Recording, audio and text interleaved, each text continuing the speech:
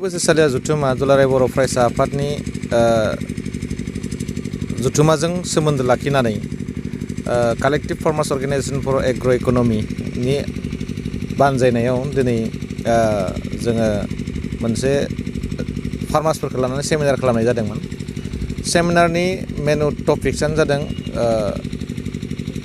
Importance of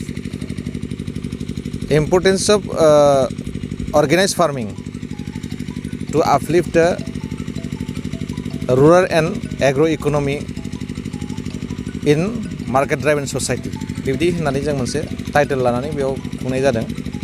the बाथ्राया जाबाय जों बर'फोरनि रांखान्थि हालोदखौ जौगासार खालामनो थाखायब्ला जोंनो मोनसे अर्गेनाइज फर्माव जोंनि आबादखौ मावनांगोन। दायो जोंनि आबादफोरा अर्गेनाइज फर्माव गैया आरो अर्गेनाइज फर्माव गैयिनि थाखायनो जों मार्केटखौ बेसिं खालामनानै खामानि मावनो हानाय अबस्था जायाखै एबा मार्केटाव जों माल दिहुननो हानाय अबस्था जायाखै आरो मोजां बेसेन मोननो हानाय जायाखै।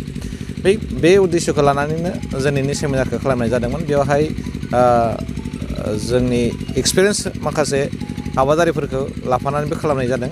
जों रिसर्स पार्सन हिसाबै लाबोदों आरो डिपार्टमेन्टेल अफिसारफोरखौबो जों लानानै फैदों।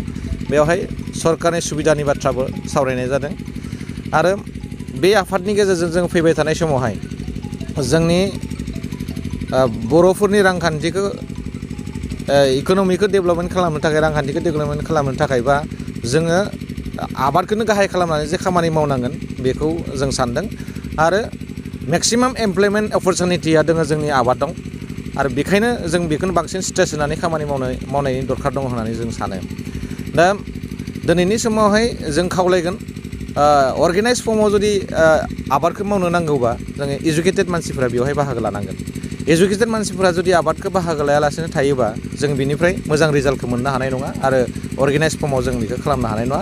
गुबुनजों जों टाक्कार मारिनानै खामानि मावनो हानाय अबस्था जानाय नङा। मानोना मार्केटिं होनना बुङोब्ला जोङो मिथिगौ जे मार्केटिंआ मोनसे कम्पिटिटिभ मोनसे माबायाव फैयो आरो आबादखौ मावनो थाखायबा जोङो माखासे नलेजनि गोनांथि जायो, माखासे गियाननि गोनांथि जायो।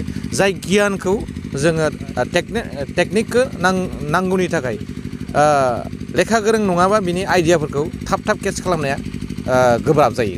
थाब केच खालामनो गोब्राब जायो मानोना बेयो मोनसे साइन्स, आबादा मोनसे साइन्स आरो बे आबादनि साइन्सखौ जों बुजिनांगोन आरो बुजिनो हायोबा जों प्रडाक्सनखौ मोजां खालामनो हागोन आरो बेजों मार्केटिं खालामनो हागोन आरो बेखौ जों रिसाइक्लिंनि बाथ्राखौबो जों साननांगोन। दिनै जोङो आबाद मावनाय लोगो लोगो माइ आबाद मावनाय लोगो लोगो माइनि बाथ्राखौल' जों सिन्था खालामगोन, माइरंनि बाथ्राखौल' सिन्था खालामो। खिन्थु बिनि अनगायैबो जों बियन्ड जों खामानि मावनो हानायनि अबस्था दङ। जेरैहाय जोङो प्लाइबर्डनि बाथ्रा बुङो, प्लाइबर्डखौ जोङो जिगाबनिफ्राय बानायनो हानाय अबस्था दङ। बै लेभेलसिम खामानि मावनो नांगोनबा जोंनो लेखा गोरों मानसिया बेवहाय पार्टिसिपेट खालामनांगोन। दिनै थालिरनि खेथिनि बाथ्रा बेवहाय सावरायनाय जादोंमोन। गोबां थालिर गायग्रा मानसिफोर ओंखारदों। थालिर गायनाय जायो थालिर फिथाइनि थाखायल', खिन्थु बेखौ जोङो आरोबाव बेनिफ्राय बेनिफिट आर्न खालामनो थाखाय मा खालामनो हाबावो। दिनैनि समाव थालिरनिफ्राय फाइबार बानायनो हायो, बिनिफ्राय जि बानायनो हायो।